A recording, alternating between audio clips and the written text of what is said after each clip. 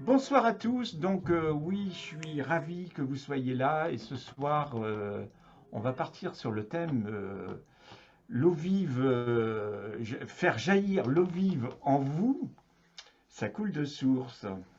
Et oui, parce qu'en fait, on a tous ce champ qui est à l'intérieur et qui ne demande qu'à sortir, qu'à s'exprimer de cette manière-là. Donc c'est vrai que moi, le chant, il est arrivé il y a 5 ans, et c'est vrai que je ne pensais pas être capable un jour de pouvoir dire, ben maintenant, je vais vous faire chanter. Pour moi, c'était même une chose c'était inconcevable, parce que j'ai pris des cours de piano, mais j'ai pas pris des cours de chant. Donc à partir de là, pour moi, c'était pas quelque chose qui était envisageable. Et puis la vie me pousse à le faire. Mais derrière ça, on va commencer par le commencement. D'abord, moi, ce qui m'anime, c'est d'abord de l'authenticité.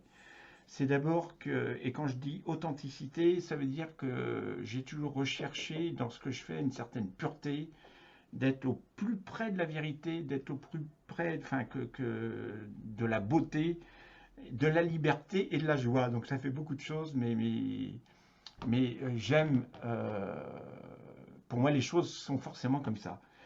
Et comme je parle de liberté, bah évidemment, qui dit liberté, les choses bougent tout le temps, quoi. On peut pas les enfermer dans des cases, c'est pas possible, quoi. Et donc et ce soir, ouais, je vais plus parler de façon musicale. Et musicalement, bah, c'est vrai que si je prends quand j'avais 4 5 ans, je commençais à chanter comme ça, peut-être comme je fais aujourd'hui, en faisant des vocalises, en faisant des choses comme ça, jusqu'au jour où ma mère m'a dit, bon, t'arrêtes de chanter n'importe quoi, là, ça commence à bien faire. Et j'ai arrêté de chanter pendant quelques années, on va dire. Ou alors après, à chanter des choses très, très structurées, alors que moi, je partais en impro et je m'amusais comme ça, et je trouvais ça génial, quoi, de pouvoir partir comme ça, quoi. Et puis, donc après, je me suis tu. De ce côté-là, après, j'ai fait un petit peu de chorale, mais je me suis vraiment très embêté, quoi, parce que moi, à l'époque, j'avais plus envie de faire de piano qu'autre chose. Et puis, en fin de compte, à l'âge, j'avais plus de 30 ans, 34 ans, à un moment donné, je me suis dit, mais j'ai pas envie de finir comme un vieux con en train de dire, voilà, j'aurais voulu faire du piano, puis j'ai pas pu en faire, quoi. Donc je me suis dit, bah, tu veux faire du piano, bah, t'en fais, quoi, tu t'y mets, et puis voilà, quoi. Alors j'ai commencé d'abord à faire du clavier, hein, de l'orgue, parce que j'avais pas les moyens de m'acheter un piano. J'ai eu la chance, on va dire, au début, d'avoir un très mauvais prof. Parce que il était bon, c'était un bon musicien de bal, mais il savait pas du tout transmettre, quoi. Et donc après, moi je me suis mis vraiment après au piano. J'ai acheté d'abord un pianino, puis après un piano, etc. Enfin des pianos mécaniques. Et puis là, j'ai eu la chance de rencontrer des professeurs qui étaient excellents. J'ai travaillé avec un concertiste en classique, hein. Et puis j'ai travaillé aussi, je me suis fait tout le cursus du conservatoire avec des gamins qui au départ avaient 7 ans, moi j'en avais 34, et eux on leur disait les trucs une fois, boum, c'était enregistré, et moi toute la semaine il fallait que je mouline pour que ça puisse rentrer, quoi. Mais j'ai quand même fait tout le cursus, hein, jusqu'à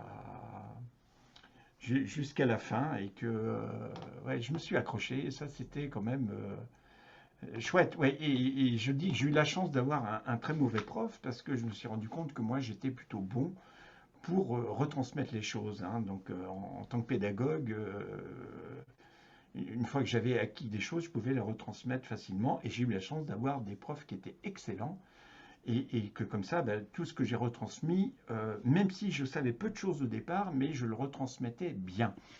Si bien qu'en fin de compte, dans mes élèves, bah, au départ, je les ai pris à 4 5 ans, et même des fois, je les ai retrouvés où ils ont fait le cursus conservatoire, et à la fin, ils en avaient marre du conservatoire, et c'est moi qui revenais voir, quoi, pour continuer. Donc c'était rigolo, cette partie, et j'ai donné des cours comme ça pendant 20 ans, quoi. Donc alors j'ai bossé comme un fou, hein. C'est vrai qu'il fallait vraiment en vouloir, quoi. Et c'est aussi comme ça que j'ai commencé le travail personnel sur moi, parce qu'en fin de compte, moi je me suis dit, bon, je vais passer des concours pour voilà, me mettre en situation, quoi. Et donc passer des concours et me retrouver évidemment avec des gamins de 7 ans, quoi, hein, donc qui eux jouaient le truc vraiment facilement. Et puis moi, il fallait que je bosse énormément, quoi, hein, parce que j'avais pas forcément de facilité et que c'était un peu compliqué. Et puis je pense que tout était un peu engourdi à l'intérieur à l'époque. Et puis, euh, et puis, je vais passer un concours un jour à Nantes, comme ça, où j'étais en pleine forme, j'étais chez des amis, il faisait beau, j'avais bien dormi, j'avais bien bossé avant. Et puis, j'arrive sur le piano et mes mains tremblent, incapables de jouer une seule note. Donc, je suis parti bredouille. Et alors là, je me suis dit, non, ça, je ne peux pas l'accepter, ça n'est pas possible. On va aller voir ce qu'il y a derrière. Qu'est-ce que j'ai pas fait ce jour-là? Je n'ai pas fini. Donc, et c'est comme ça que j'ai commencé au départ à travailler, notamment en kinésio sur moi, quoi. Où j'ai dû faire 15 ou 20 séances de kinésio, et puis après, j'en ai fait faire aussi à mes garçons, enfin, etc., quoi. Mais c'était vraiment le début du travail sur moi. J'ai sans doute eu la chance aussi de travailler juste à ce moment-là. J'ai pris une dizaine de cours de chant, mais de chant, c'était selon la méthode de Serge Wilfart, c'est-à-dire que on était assis sur un shogi, c'est-à-dire un petit siège, dans des positions très inconfortables. Il fallait faire sortir le son du ventre. Catherine, s'il te plaît, est-ce que tu peux débrancher ton micro? Merci. Et, euh, et puis, et comme ça, alors j'ai perdu mon fil. Euh, Un siège très inconfortable, hein. posture très inconfortable Oui, dans un de oui, tes sur le, cours. sur le shogi, merci, merci. Et vraiment pour sortir des sons, et j'ai appris comme ça à sortir à ce moment-là des sons avec très peu de souffle, en fait, presque faire trembler les carreaux, quoi. Bon, j'en rajoute un peu, hein, mais c'était presque ça quand même, où avec très peu de souffle, on pouvait donner une puissance incroyable, quoi. Donc j'ai pris une dizaine de cours comme ça, et je me rappelle le premier cours hein, où j'étais assis, mais quand je me suis relevé, j'ai cru que j'étais à ce moment-là un vieillard, hein, parce que j'ai mis 5 minutes à me relever, tellement ça m'avait cassé, quoi, et que c'était assez dingue, quoi. Donc voilà, et puis bon, j'ai continué à beaucoup travailler sur moi. Et puis dans mes élèves, et puis j'ai continué à donner mes cours de piano. Et dans mes élèves, j'avais donc une élève qui était autiste, qui avait 25 ans, qui savait ni lire ni écrire. Et moi, bah, je lui ai retransmis le peu que je savais. Donc c'est-à-dire que je lui ai appris à lire du solfège en clé de sol, à lire les notes et à jouer les notes sur un petit clavier, quoi. Et puis, bah, elle a fait ça avec facilité. Et après, mon formateur, qui lui était un spécialiste des autistes, il m'avait dit, mais normalement, c'est impossible ça. Après 7 ans, on peut pas. Bah, moi, je sais pas, ça a été. Je sais pas pourquoi, mais c'était facile, quoi. Et toujours est-il qu'il s'est passé des choses extraordinaires parce que la petite Ludivine, comme elle s'appelait, et comme elle s'appelle, ben, en fin de compte, ok, je lui ai appris à jouer du piano, mais il s'est passé des choses qui étaient vraiment énormes, parce qu'elle était claustro, après elle était plus claustro, elle s'est éveillée à la vie, au début je la voyais avec une grande tristesse, après c'était toujours un sourire banal jusqu'aux oreilles, enfin, c'était incroyable la métamorphose. Et on va dire, ça s'est passé sur l'espace de 3 ans, quoi. C'était assez extraordinaire, quoi. Et c'est suite à ça où bah, j'ai commencé.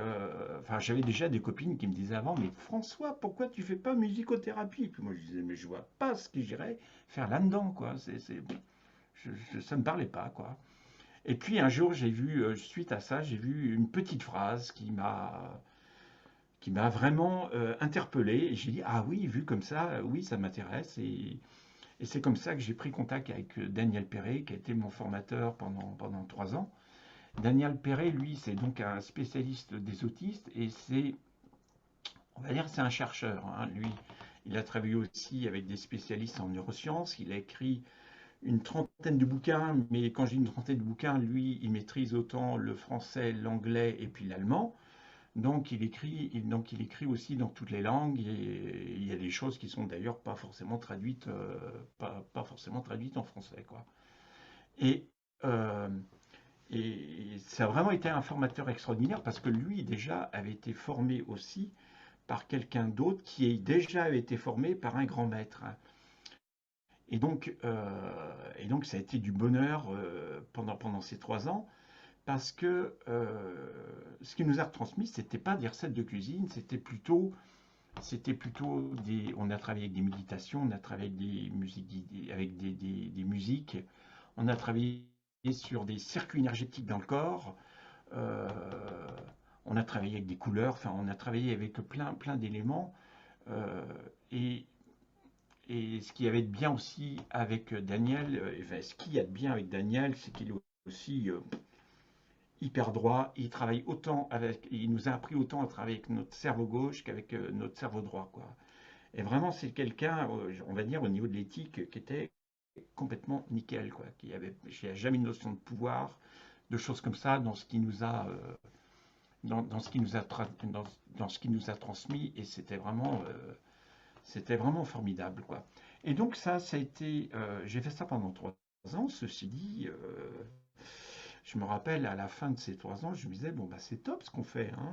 On s'amuse beaucoup, on évolue beaucoup, c'est génial, mais on en fait quoi? Parce que on n'avait pas de recette à proprement dite. Et puis, dans le dernier stage ou l'avant-dernier stage, je ne sais plus, il s'est passé un truc. Là, on travaillait en binôme et j'avais demandé à la copine de travailler sur une de mes chevilles, je crois que c'était la droite, où je sentais que j'allais me faire une entorse. Et puis, et puis elle a travaillé là-dessus avec des instruments. Et puis j'ai vu une boule noire s'envoler dans le ciel pendant le soin et à la fin je me suis dit ben non, je sens plus rien, quoi. Et ça, il y a de ça, donc ça c'était en 2005 et depuis ce temps-là, ben, j'ai plus jamais rien senti sur cette cheville. Et là, à ce moment-là, je me suis dit bon bah oui, bon d'accord, donc ça marche sur moi. Si ça marche sur moi, ça devrait pouvoir fonctionner sur les autres aussi, il n'y a pas de problème. Voilà. Et c'est comme ça qu'après, j'ai commencé à acheter des instruments. Le premier instrument qui est venu à moi, c'était un gong. Et c'est vrai que le gong, à ce moment-là, je travaillais uniquement avec le gong, en fait.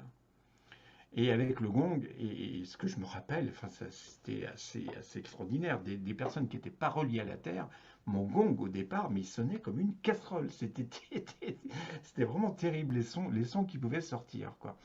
Et en fin de séance, il pouvait me sortir des belles harmoniques. Enfin, c'était assez top. Et j'ai vu aussi des fois qu'il me sortait des sons, mais que je n'avais jamais entendus auparavant, quoi. Donc c'était vraiment extraordinaire. Et ça, vraiment, j'ai adoré à ce moment-là. Je me suis aussi acheté à ce moment-là des tubes résonnants qui étaient en alu et accordés selon le La 432.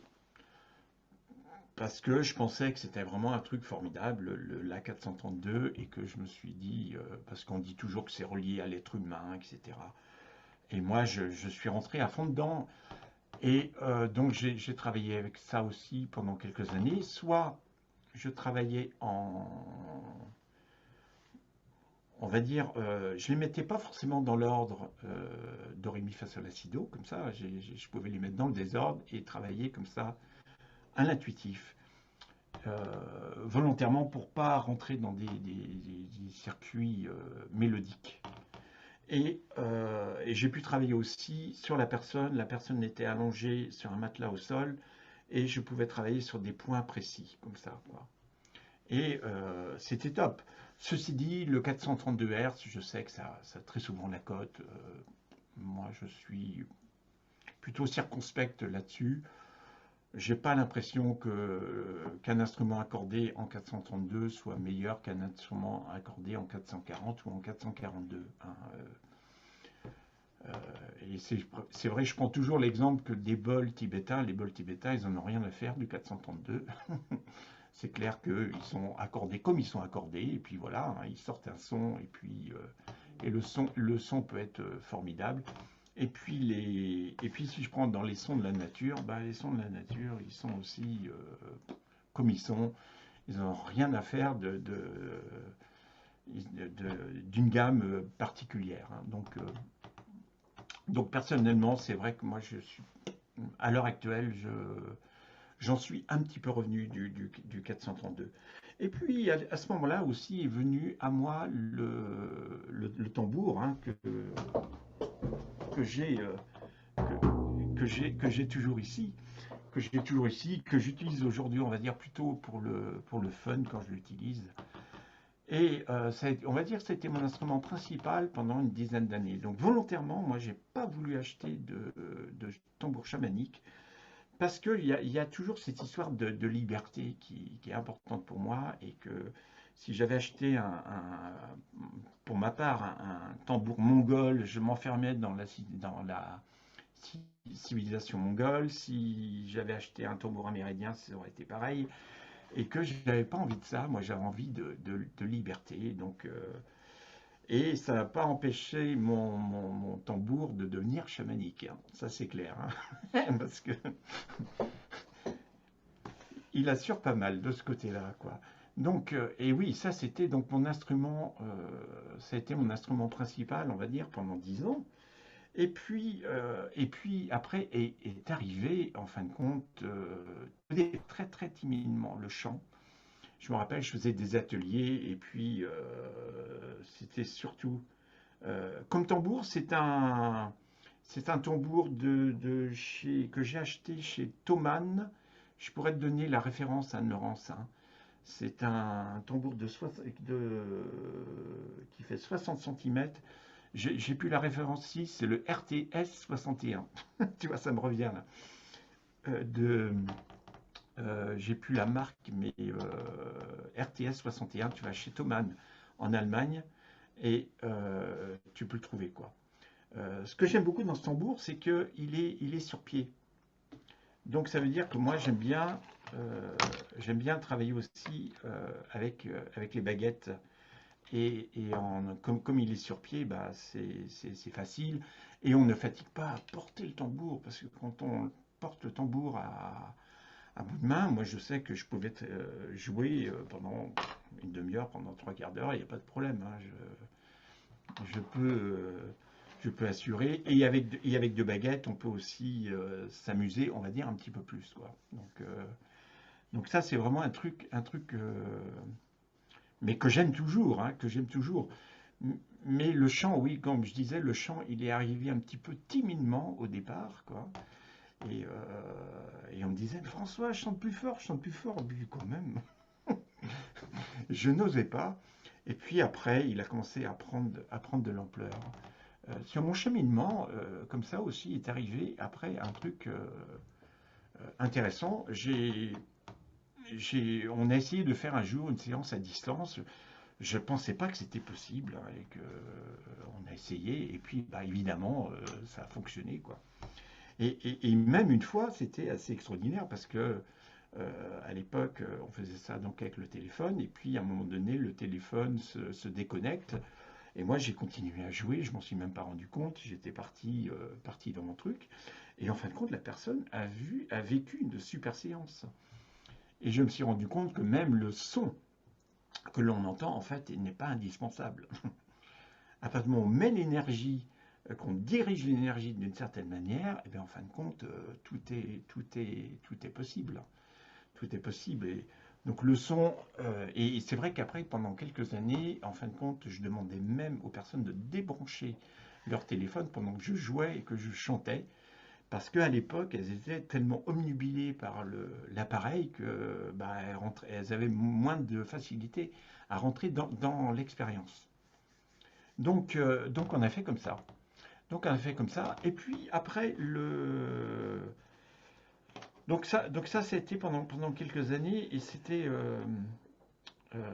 intéressant parce que j'ai une anecdote qui me revient régulièrement. ce qu'elle m'avait marqué particulièrement, c'est qu'un jour, comme ça, j'ai travaillé en pleine canicule, qui faisait que je sais plus 40 ou 50 degrés dehors, et en fin de séance, elle grelottait, quoi. C'était rigolo, et oui, parce que là, on travaillait sur les couches extérieures du corps. Donc ça, c'était encore une étape pour moi qui était intéressante, ça. Et puis, et puis après ça, en fin de compte, après ce travail à distance, après j'ai continué aussi à explorer parce que moi je n'arrête pas d'explorer en fait avec le son, hein. Pour moi, je ne peux pas m'enfermer dans un système quel qu'il soit. Parce que le son de ce que j'ai découvert, avec le son, tout est possible et donc j'ai envie d'explorer le champ des possibles. Donc, et c'est comme ça que j'ai travaillé et il y a, on va dire, j'ai fait mon mémoire simplement il y a 3 ans là-dessus, hein, parce que je repoussais tout le temps, tout le temps. Et puis, en fin de compte, je me suis rendu compte qu'on est tous reliés à une note. Alors quand je dis une note, je devrais dire une fréquence. Et une fréquence, moi qui suis pianiste, c'est pas forcément une note qu'on va trouver sur le piano. Entre deux notes de piano, on peut en trouver pas mal, hein. Donc, et puis en sachant qu'en plus, on va être accordé à peu près à une fréquence, mais selon les jours, on n'est pas, c'est pas quelque chose qui est hyper rigide, hein, c'est quelque chose qui peut bouger.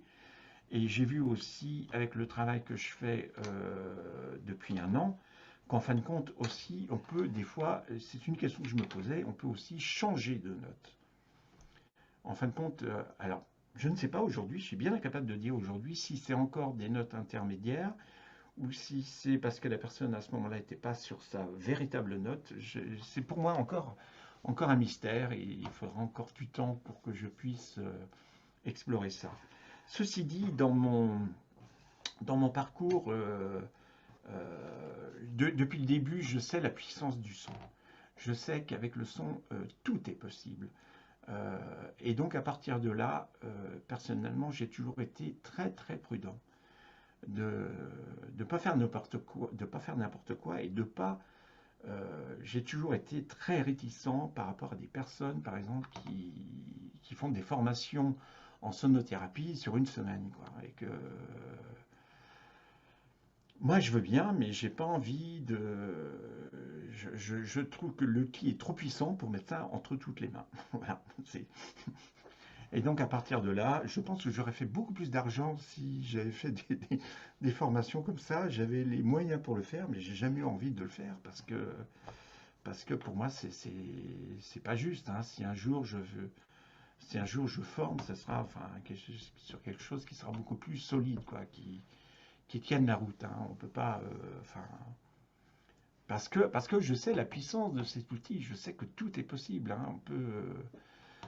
Moi, j'ai travaillé en soins sur plein d'éléments.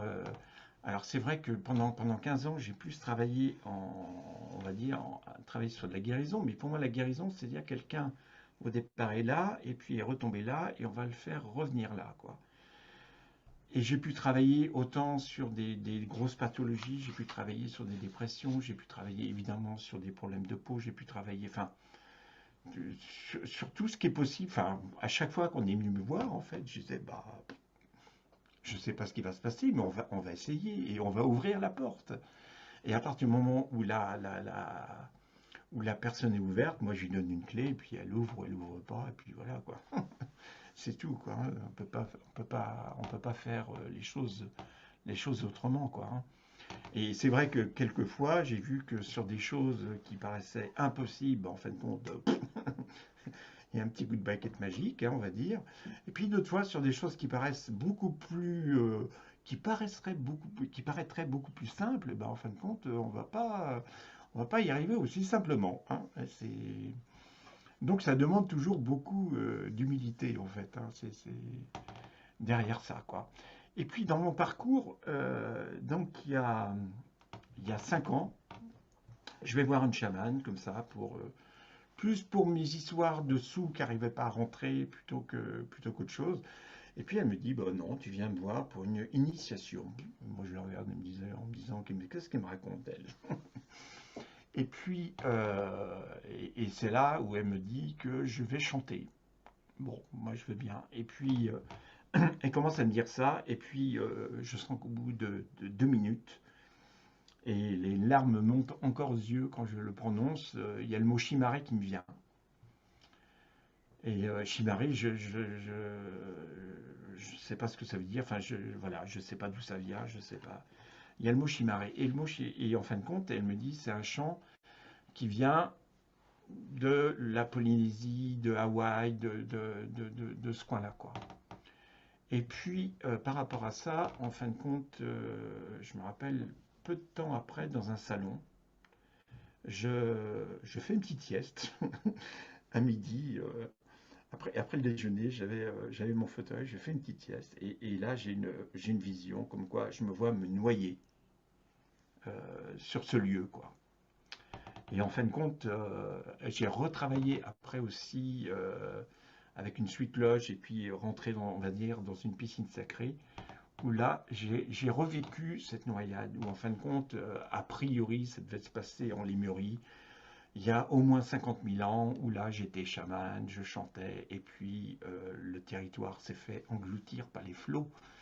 Et donc, à partir de là, moi, j'étais là, on va dire que je me suis coupé complètement de la source, mais complètement, et je dirais peut-être bien pendant 50 000 ans.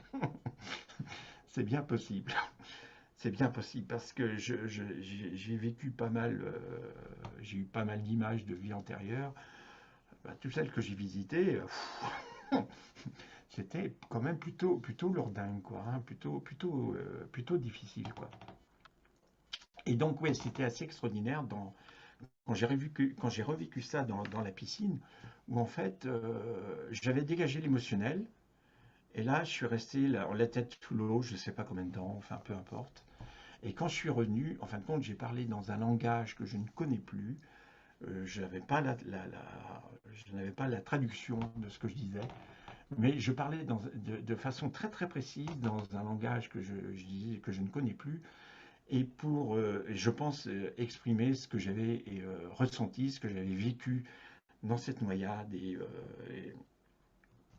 Et toujours est-il que dès le lendemain, mon chant, il a pris encore plus de puissance, quoi. Donc ça, c'était encore une étape assez extraordinaire pour moi. Et, et donc, euh, bah, j'ai continué de laisser faire. Et puis, euh, oui, et donc cette femme me dit, voilà, tu vas chanter, tu vas chanter. Et puis je reviens chez moi, j'essaie de chanter, je chantais déjà un peu, mais enfin, bon, il n'y avait rien qui sortait. Euh, enfin, c'était toujours pareil, quoi. Je lui dis, bon, enfin, c'est gentil, mais enfin, j'en fais quoi. Et puis 15 jours après, dans une séance, je fais une séance à une femme qui était mal dans sa tête, mal dans son corps, son mari qui allait se faire opérer d'un triple pontage la semaine d'après. Elle était vraiment dans tous ces états. Et le chant que j'ai aujourd'hui est sorti comme ça, naturellement. Et il a rempli toute la pièce. C'était vraiment extraordinaire, quoi. Enfin, moi, j'ai vraiment laissé faire, quoi, à ce moment-là, quoi. Et puis, et quand cette femme est revenue de son voyage, on va dire, je l'ai vue, mais avec un sourire banal jusqu'aux oreilles, en me disant, ma vie sera plus jamais comme avant. Donc voilà comment ce chant s'est ouvert à moi, et c'était quand même quelque chose de magique, de merveilleux, comme ça s'est fait, quoi. Et puis donc j'ai continué à exercer de cette manière-là.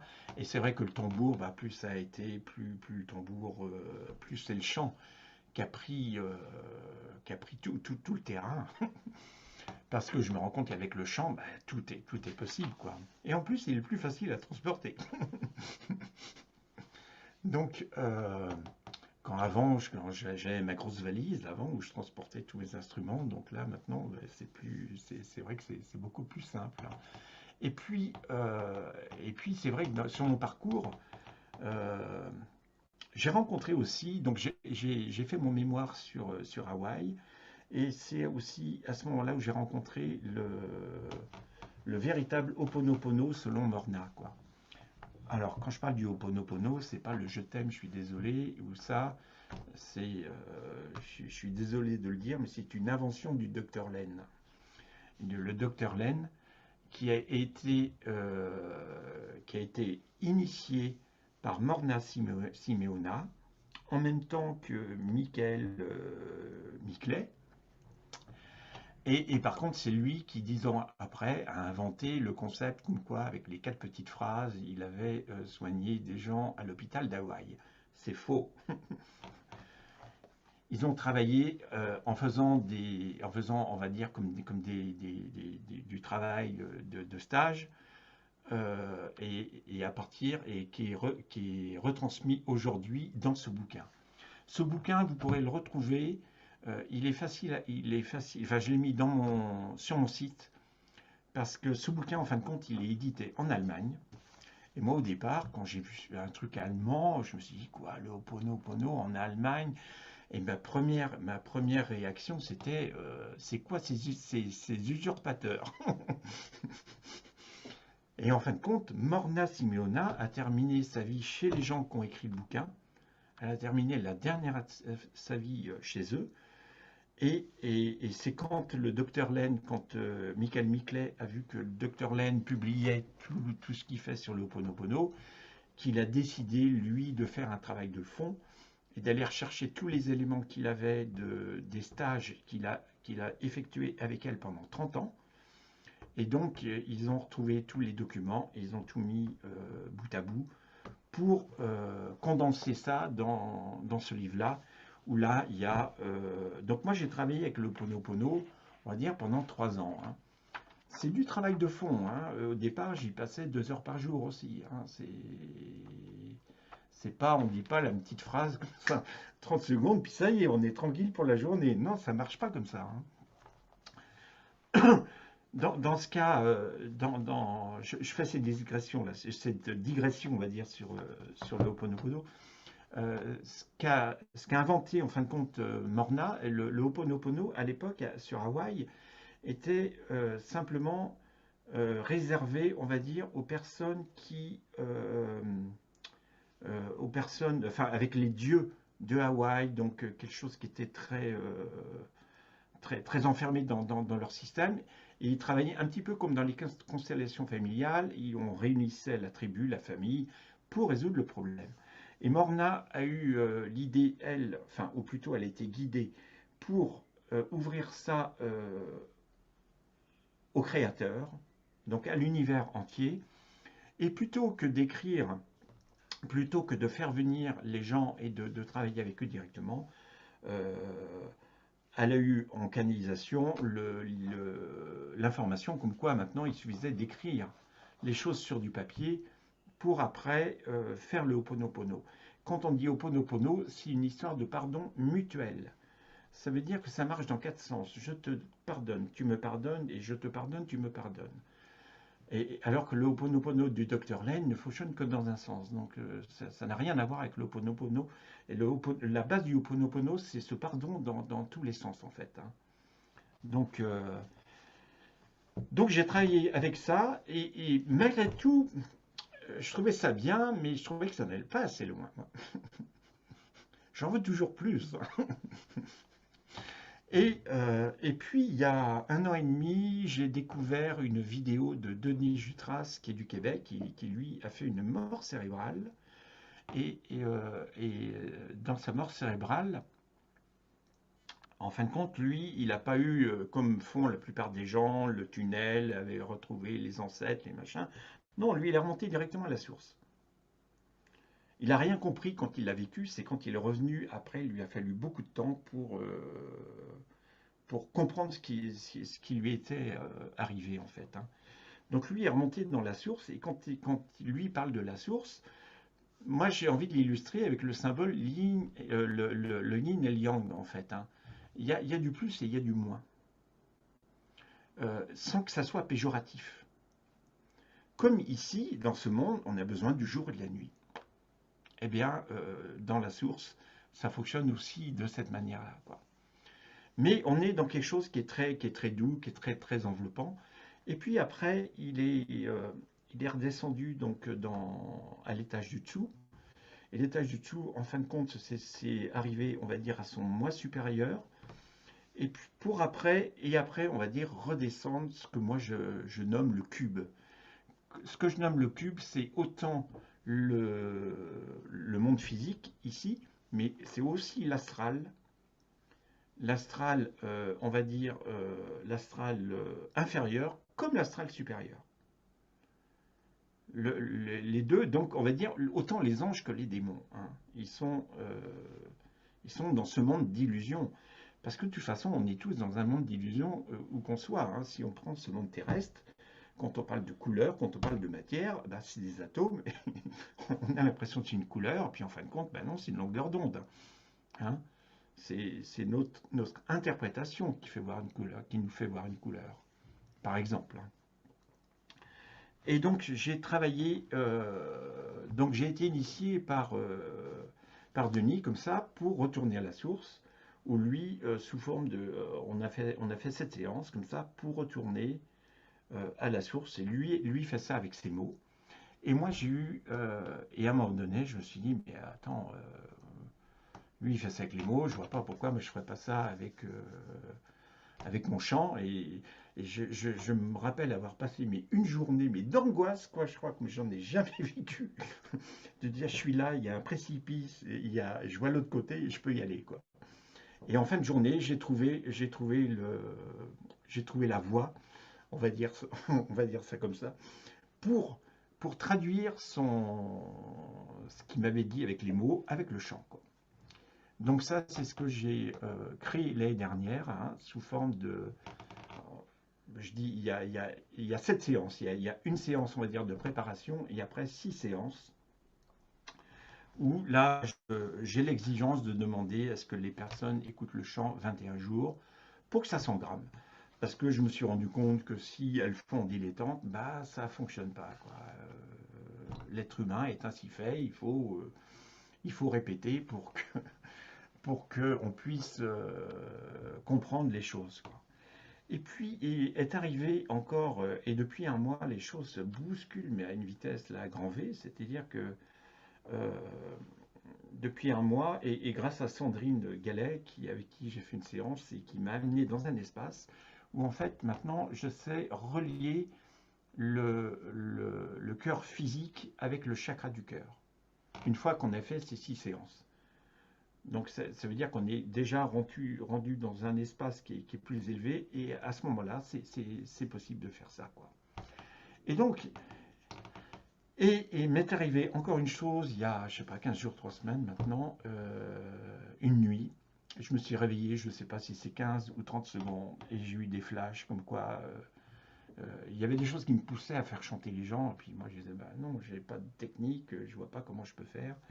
Et puis j'ai eu on va dire, des enseignements qui ont été très rapides, très, très condensés. Et malgré tout, le lendemain matin, je me suis rappelé de tout. Enfin, et c'est ce que je propose, c'est ce que je peux proposer maintenant, après normalement les 6 séances, pour en fin de compte que chacun, je me rends compte que chacun en fin de compte peut chanter, chacun peut sortir son son. Le son, il est tous à l'intérieur, et que même si on croit chanter faux, même si on le croit, ben, ça n'a aucune importance. Et c'est vrai que je reprends l'image encore d'une Québécoise, de Suzanne Moussette, hein, que moi j'ai rencontrée il y a 15 ans, qui, comme ça, à l'oreille, chantait faux, mais ce que je dis, qu'est-ce qu'elle chantait juste. Parce que dans son chant, il y avait une pureté, il y avait un truc qui, moi, m'avait vraiment scotché, quoi, à l'époque, de dire, waouh, ce qu'elle arrive à sortir. Et pourtant, le son, on sentait que c'était pas juste comme on peut l'entendre, comme un instrument qui est pas accordé, mais en fait qui nous amène quand même dans d'autres perceptions, d'autres ouvertures. Enfin, c'était assez extraordinaire. Et donc oui, chacun peut pouvoir chanter, et c'est ça ce que j'ai, on va dire, fou à retransmettre maintenant, parce que je trouve c'est extraordinaire. Alors c'est en même temps très, très curieux pour moi, parce que je n'ai jamais pensé chanter. Enfin, moi j'ai voulu faire du piano. Mais j'ai pas voulu être chanteur. Et en fait, je me rends compte qu'aujourd'hui, bah, c'est le chant qui est venu à moi, c'est pas moi qui suis allé vers lui. Et c'est ça ce que je suis amené maintenant à retransmettre, hein. Et je trouve ça extraordinaire parce que le son, avec le son, tout est possible. Tout est possible. Là, je suis en ce moment en train de me faire un programme pour moi, parce que j'aime bien d'abord tester les choses. Je suis en train de me reprogrammer ma naissance, qui a été quand même dans des conditions délicates. Et là, je me fais moi aussi un programme de 21 jours pour me reprogrammer là-dessus, quoi. Donc ça, c'est intéressant. Et puis, oui, il est arrivé encore une autre chose. Suite à une autre séance avec Sandrine ces jours-ci, hein, oui, c'était cette semaine, c'est qu'en fin de compte, pour les gens qui sont en entreprise, je peux relier la personne à son lieu et la relier, on va dire, à la terre entière, quoi, pour qu'elle puisse rayonner comme ça, on va dire, à l'international, quoi. Euh, bah, on va dire que c'est déjà aussi des choses que je commence à faire, hein, parce que je peux avoir des personnes avec qui je travaille qui soient dans le monde entier, quoi. Donc, et c'est rigolo. Et c'est vrai qu'aujourd'hui, bah, avec l'outil comme on a aujourd'hui, comme Zoom, bah, tout est possible, hein. Tout est possible. Donc, c'est assez formidable, quoi. Donc voilà. Voilà ce que ce que je vais peut-être, j'ai envie de vous faire on va faire un petit ancrage. Moi, c'est un ancrage qui m'a été transmis justement par Daniel quand j'étais en formation euh, en musicothérapie. Et après, je vais chanter pour vous. Mais on va travailler d'abord avec l'ancrage. Alors, je vais essayer de partager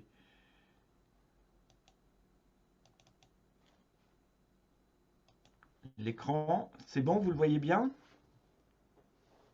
Vous pouvez me faire des signes si c'est bon? Ouais, ok, bon, ça va. Alors, on va en fin de compte rester une minute à peu près sur chaque, sur chaque, sur le grand orteil. On va commencer par le grand orteil gauche, hein, et, et après on va aller vers le sacrum. Après on va aller vers le cœur physique, hein. Après on va choisir un œil, le gauche ou le droit. Après on va revenir sur le rein droit. On va revenir par les organes génitaux. Et puis, oui, pourquoi j'ai pas mis ça au pluriel d'ailleurs. Et puis on va revenir par le grand orteil droit. Vous voyez, j'avais jamais vu ça encore. Donc, est-ce que vous avez des questions par rapport à ça? Et on a simplement à se poser mettre la conscience sur sur les centres qu'on va visiter et laisser faire. Je vous propose de on va débuter. Et on est parti, et toutes les minutes, je vous dirai à peu près bah, que voilà, c'est bon, on peut passer comme ça. Donc comme ça, je vous le redirai, comme ça vous n'avez pas besoin de regarder l'écran, quoi. Allez, on est parti. Donc on va prendre d'abord 3 grandes respirations.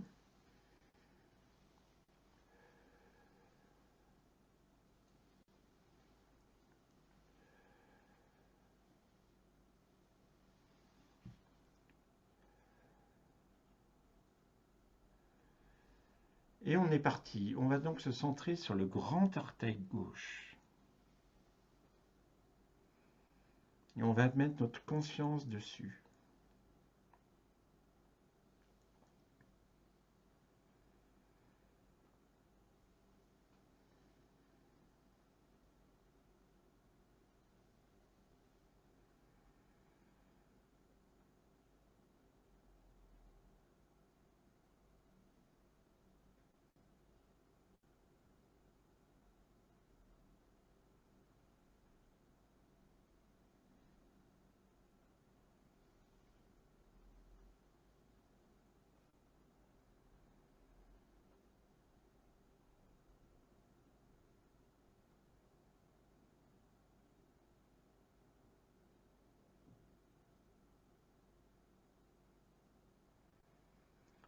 On va maintenant aller sur le sacrum.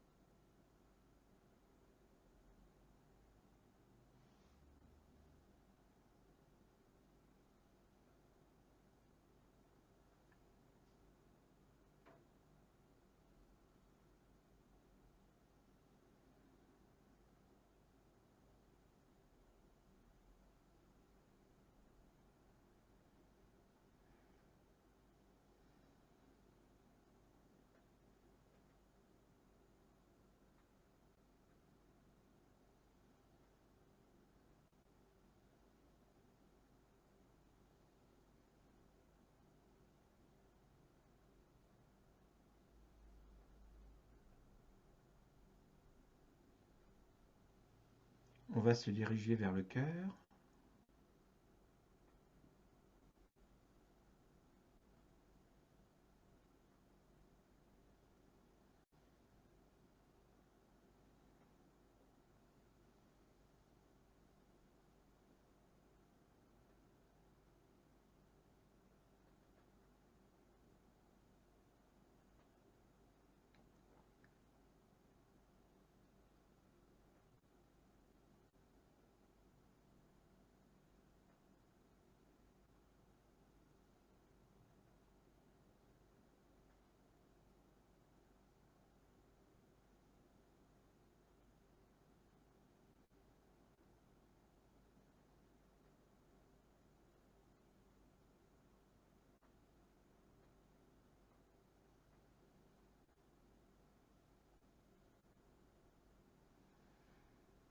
On choisit un œil.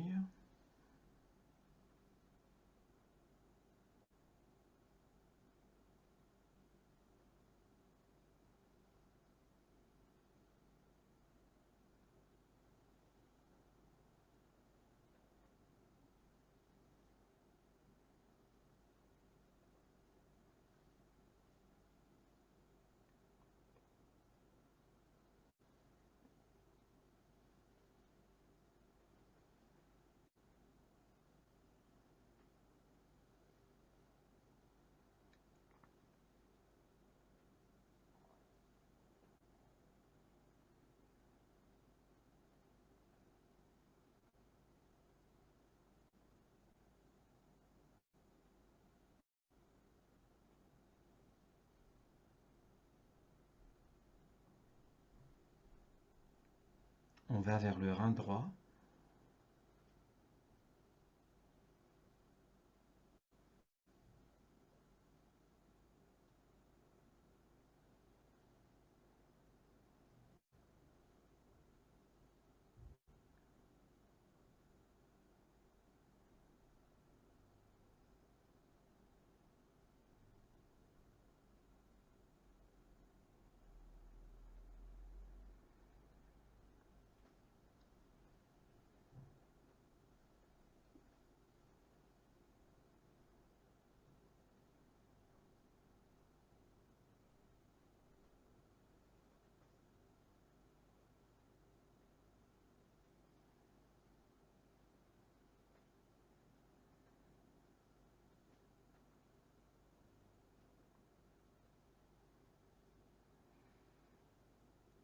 On se dirige vers les organes génitaux.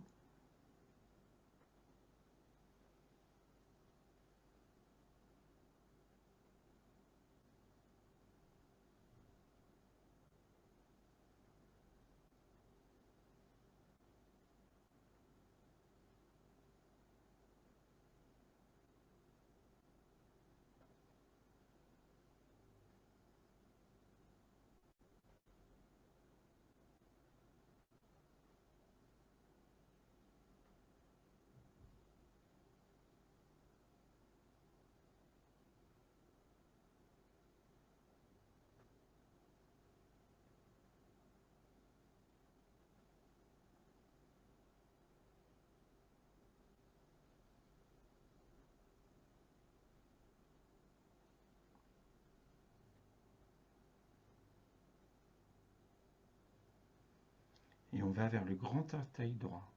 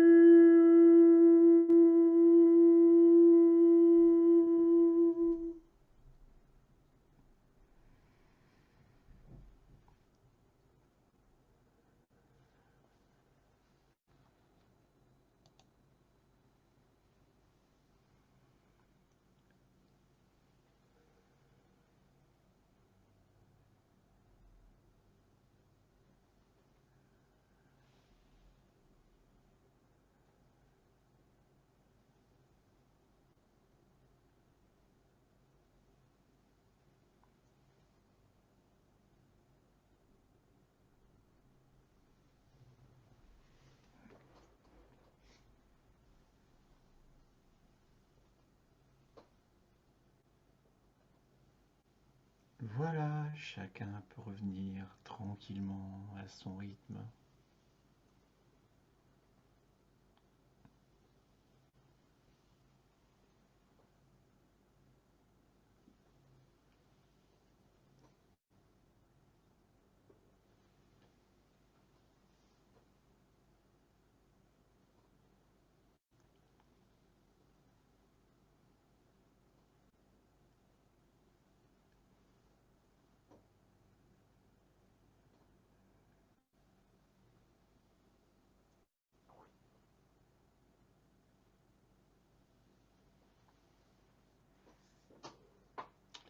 J'espère que vous avez vécu une belle expérience. Pour ma part, c'est très étonnant parce que je vois depuis, notamment depuis, alors j'ai pas fait encore le post, mais ça va venir, Anne-Laurence, depuis qu'on a travaillé, en fait, je vois que mon chant, il se réduit à peau de chagrin, quoi.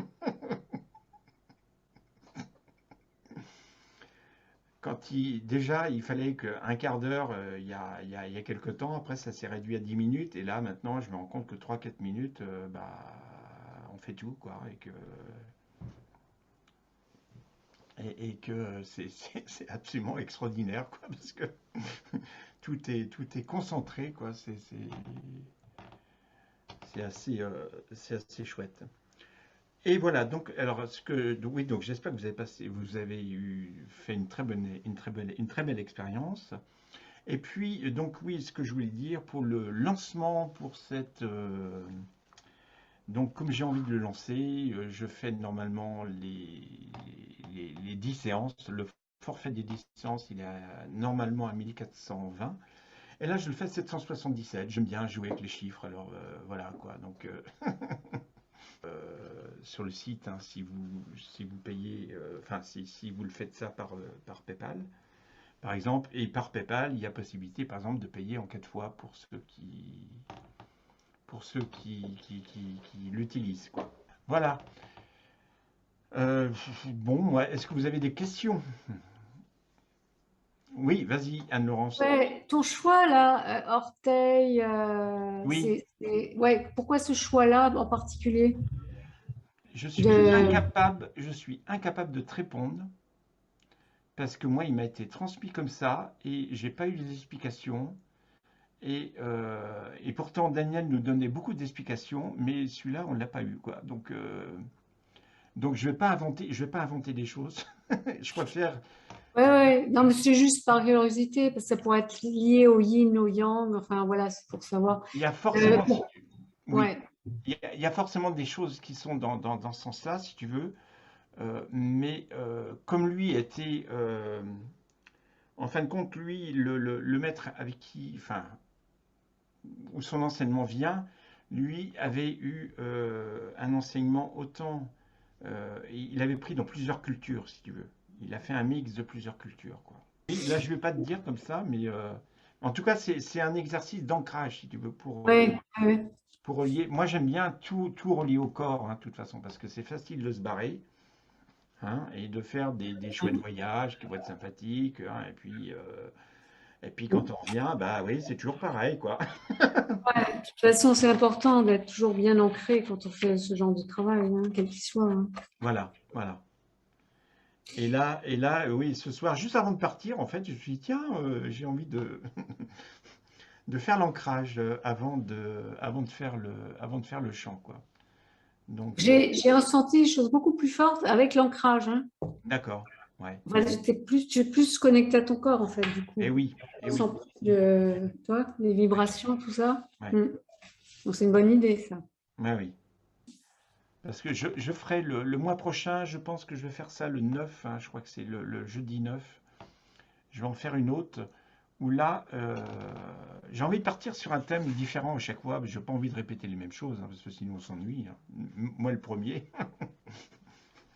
Donc la prochaine fois, ça sera et puis comme j'aime bien l'humour aussi, la dualité, vous êtes pour ou vous êtes contre?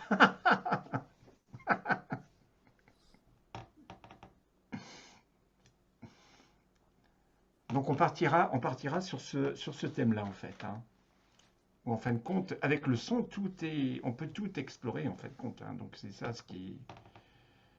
c'est ça ce qui est génial, ce qui est intéressant. Et que moi, c'est ça ce qui me passionne en fait, hein, c'est de savoir. Et dans mon parcours, je suis toujours prêt à tout casser pour aller vers quelque chose de plus grand, quoi. C'est vrai que j'étais avec le Ho'oponopono, je trouvais ça extraordinaire. Et puis quand j'ai trouvé Jutra, j'ai dit, bah non, ça va encore plus loin, quoi.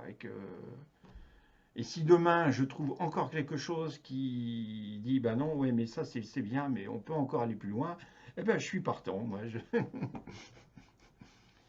Bon, bah, merci beaucoup, hein, François, pour tout ce partage. Merci beaucoup à vous, hein, Merci François. d'avoir été là. Merci, merci Stéphane. Merci Annie. Merci Catherine. Bah, Catherine, à demain. Hein, Ouais, avec grand plaisir, merci hein. infiniment. Et on pourra. Merci Eva aussi. Et puis, bah, je vous dis à plus tard. À bientôt. À bientôt. Au revoir. Voilà, merci. Allez, au Au revoir. revoir à tous.